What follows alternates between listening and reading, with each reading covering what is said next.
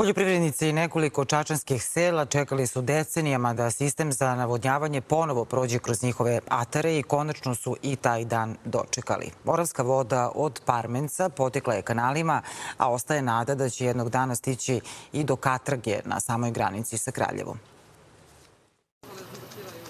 Isidor Bogdanović u svom veku iskopao je 15 bunara kako bi zalio svojih 40 hektara njiva i voćnjaka.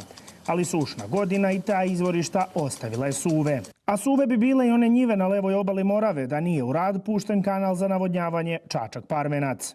Ovo je, rekao sam, idealno rešenje za navodnjavanje, pogotovo ljudi koji rade dve setve, na primjer ovako, da može, jer bez vode tu nema opstanka biljci. Kažu topla voda, dobro zbog da ne dođe do šoka biljka, tako?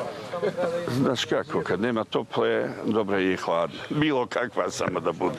A ne tako davno upravo ove oranice presecao je kanal za navodnjavanje, ali kako je tadašnja država nestajala, i on je propadao i odlazio u zaborav. Danas se te njive ponovo zalivaju svežom moravskom vodom.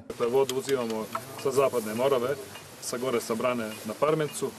Rekonstruisali smo kanal u dužini 5,5 km, izgradili 4 crpne stanice, izgradili smo mrežu ovih vodovoda drugog i trećeg reda, dakle doveli smo vodu do svake parcele. Ne stajemo na ovome, kao što smo i rekli, učinit ćemo sve da nastavimo prema gornjem prijevoru, da dovučemo sistem i kolokvijalno rečeno dovučemo i do Trbušna i da što veći broj naših građana može da koristi ovu vodu za navodnjavanje. A priroda je tako namestila da već u prvoj godini ovaj novi sistem za navodnjavanje opravda svoje postojanje.